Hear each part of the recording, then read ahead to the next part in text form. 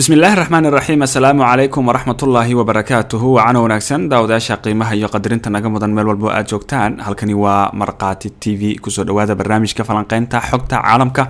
waa 4 bisha May sanadka 2023. Daawadaasha qiimaha iyo qadarinta naga mudan oo barnaamijkeenan qodobada aynu diirada ku saari doono qaybtan waxaa kamid noqon doona kadib isku daygii dilka Vladimir Putin qaraxyo waaweyn oo ka dhacay Kiev qayla dhaanti ugu xooganeed oo caasimada laga maqlay iyo magaalooyin kale oo Ruushka weerar culus uu ku qaaday.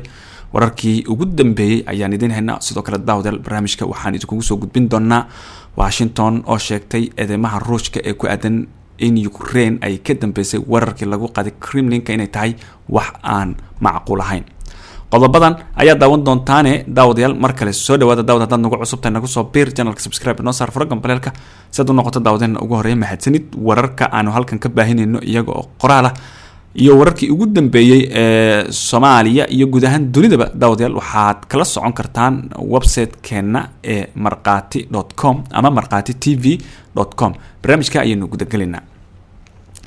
ila wareedi ayaa ku waramaya in qaraxyo waaweyn laga maqlay magaalada Kiev ee caasimada dalka Ukraine xilli warshad sifeysa shidaalka kuna taal koonfurta Ruushka lagu weeraray diyaarad nooca aan duuliyaha lahayn maanta oo Khamiisa. dhanka kalena madaxweynaha Ukraine Volodymyr Zelensky ayaa waxa uu booqasho aan la sii shaacin ku tagay dalka Holland. wargeyska Independent ee Kiev ayaa sheegay in laba qarax oo waaweyn iyo sariga digniinta laga maqlay gobollo badan oo Ukraine ka tirsan, waxayna ciidanka Kiev ay sheegeen in la howlgeliyay difaaca cirka. dhankeeda wakaalada wararka ee taas ayaa sheegtay in uu dab ka kacay qayb kamid ah warshada shidaalka sifeysa ee ku taala koonfurta Ruushka kadib markii ay weerartay diyaarad aan duuliye lahayn. arrimahan ayaa yimid kadib markii madaxtooyada Ruushka ay ku dhawaaqday inay fashilisay weerar laba diyaaradood oo kuwa aan duuliyaha lahayn ay ku qaadeen aqalka Kremlinka, waxayna weerarkaasi ku tilmaameen mid argagixiso ah. aqalka Kremlinka ayaa looga arrimiyaa dalka Ruushka, waxaana uu sheegay aqalkani in madaxweyne Vladimir Putin uusan wax dhaawac ah soo gaarin isla markaana xilliga la weerarayay uusan joogin aqalka Kremlinka, taasi oo ay u aragto inuu ahaa isku day naftiisa lagu doonayay. isaga oo jawaabayay eedeymahan, madaxweynaha Ukraine Volodymyr Zelensky ayaa shir jirayd oo ay si wada jira u qabteen waliba magaalada Helsinki ugu qabteen dhigiisa dalka ama dalalka waqooyiga Yurub ku yaala. waxa uu ku sheegay in uu ku dhex dagaalamayaan dalkooda isla markaana aysan weerar ku ahayn Putin iyo Moscow. dhanka kale madaxweynaha Ukraine Volodymyr Zelensky ayaa booqashadiisii ugu horeysay ku tagay Netherlands. waxa uu gaaray garoonka diyaaradaha Amsterdam kadib markii uu ka soo qayb galay shir madaxeedka dowladaha waqooyi ee Yurub ee ka dhacay Helsinki. wakaalada wararka ee dalka Holland ee ANP ayaa daabacday sawiro dhowr ah oo uu ku jiro sawirka diyaarad ay ku sheegtay inay tahay diyaarad ay leedahay dowladda Holland, taas oo loo badinayo inay siday madaxweynaha Ukraine Volodymyr Zelensky. sida laga soo xigtay wakaalada maanta oo Khamiis ah ayaa lagu wadaa in Zelensky uu booqdo maxkamadda dambiyada caalamiga ah ee fadhigeedu yahay magaalada Hague. Netherlands ayaa ilaa hadda siisay Ukraine gargaar military oo dhan ilaa 1.2 bilyan oo euro si ay Kiev uga caawiso dagaalka uu Ruushka ku qaaday. madaxweynaha Ukraine Zelensky ayaa Arbacadii shalay ahayd la kulmay hogaamiyaasha wadamada waqooyiga Yurub shir madaxeed diblomaasiyadeed kadib, waxayna u ballan qaadeen inay siin doonaan taageerada ugu badan ilaa inta loo baahan yahay. wadamada waqooyiga Yurub ayaa u ballan qaaday inay taageero hagar la'aan siinayaan Ukraine dagaalka ay kula jirto Ruushka iyo sidii ay ugu beeri lahayd NATO iyo midowga Yurub, sida lagu sheegay shir madaxeedka qabsoomay Arbacadii shalay oo ahayd.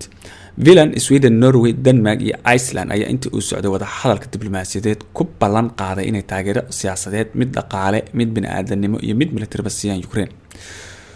dhinaca kalena aqalka cad ayaa ku dhawaaqay ogolaanshaha madaxweyne Joe Biden ee xirmo cusub oo gargaar ah oo dhan $300 milyan oo loogu talagalay in lagu caawiyo dalka Ukraine. afhayeenka aqalka cad ee Mareykanka Ukraine ayaa waxa ay sheegtay in gargaarkan cusub ay ka mid yihiin kuwa fududeeya qoryaha lidka taangiyada iyo rasaasta habka gantaalaha ee HIMARS. dhinaca kalena haddii aanu eegno madaxweynaha Ukraine Zelensky ayaa ku dhawaaqay 21 qof in lagu dilay 48 kalena lagu dhaawacay weerarada Ruushka ee uu Arbacadii ka geystay gobolka Kherson ee koonfurta dalkaasi.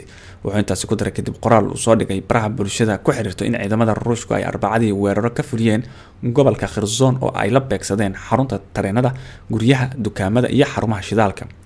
wuxuu intaasi ku daray in weerarada Ruushku ay ku dileen 21 qof 48 kalena ay ku dhaawacmeen, isagoo xusay in dhammaan dadkaasi ay ahaayeen dad rayid ah. dhanka kalena amniga qaranka Ukraine ayaa bayaan uu soo saaray ku sheegay in gobolka Kherson Arbacadii shalay ahayd lagu qaaday weerar dhowr ah oo ay fuliyeen Ruushka. 30 Sebtembar 2022 Kremlinka waxa uu saxiixay go'aan ah in lagu daro dhulkiisa 4 gobol oo Ukraine kuwaas oo kala ah Donetsk, Zaporizhzhia, Kherson iyo Luhansk, taasoo ay si adag uga soo horjeesatay Kiev iyo xulafadeeda reer galbeedka.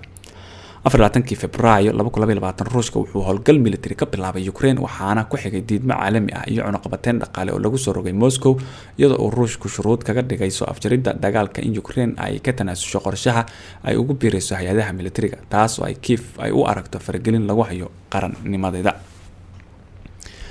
dhanka kalena haddii aynu eegno Washington ayaa waxa ay sheegtay inaanay suuragal ahayn eedeynta Ruushka ee ku saabsan in Kiev ay ka dambeysay weerarkii shalayto lagu qaaday xarunta looga arrimiyo dalka Ruushka ee Kremlinka.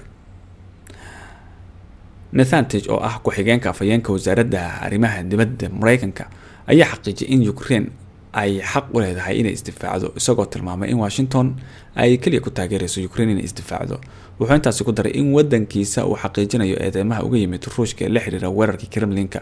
wuxuu sidoo kale u arkaa in eedeymaha Ruushka ee ka dhanka ah Ukraine ee la xiriira weerarkii Kremlinka ay yihiin wax aan macquul ahayn, waa sida uu hadalka u dhigay, isagoo tilmaamay in hadallada ka imaanaya dhanka Kremlinka mid shaki ku jira uu yahay isla markaana aan lagu kalsoonaan karin.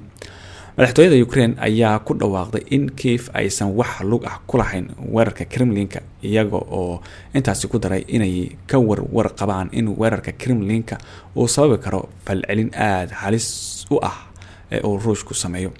hadalka Kremlinka ayaa yimid kadib markii Ruushka uu ku dhawaaqay Arbacadii in ay soo rideen 2 diyaaradood oo aan duuliye lahayn, kuwaas oo bartilmaameedsaday qasriga madaxtooyada, ujeedkana uu ahaa isku day lagu doonayay in lagu qarijiyo madaxweyne Vladimir Putin. madaxtooyada Ruushka ayaa xaqiijisay in burburka 2 diyaaradood uu ku dhacay gudaha Kremlinka, balse ma jirto cid wax ku noqotay. afhayeenka madaxtooyada Ruushka ayaa sheegay in Putin Arbacadii shalay ahayd uu ku shaqeynayo gurigiisa, isagoo xaqiijiyay in uu ka qayb qaadan doono dhooratuska maalinta guusha ee dagaalkii labaad ee adduunka ee toddobaadka soo socda la qorsheeyay in uu ka dhaco meelo badan oo kamid ah wadanka Ruushka.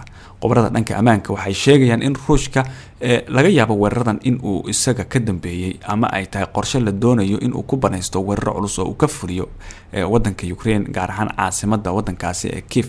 hore waxa u dhacday sidan oo kale wadanka Ruushka meelo kamid ah markii loo weeraray intii dagaalada ay socdeen in Ruushka uu qaaday weeraro duqeymo lagu hoobtay. haddana waxaa la saadaalinayaa inkastoo maanta hordhaca weeraradan Kiev laga arkay, haddana in saacadaha soo aadan Ruushka uu weeraro gantaalo ah ku harqin doono magaalooyin iyo deegaano badan oo kamid ah wadanka Ukraine. haddaba daawade, si aad warar badan oo degdega weliba kuwii ugu dambeeyay aad u hesho, waxaad booqan kartaa website-keena marqaati.com ama marqaati.tv.com. haddii aad nagu cusub tahay nagu soo biir channelka, subscribe noo saar, faragan balagsaad u noqoto daawadan ugu horeymaadsanid barnaamijka falanqeynta xogta caalamka oo aad ka daawanayseen Marqaati TV. waanaga intaa barnaamijkan xigeentan ku kulmayna nabadgelyo. asalaamu calaykum waraxmatullaahi wabarakaatu.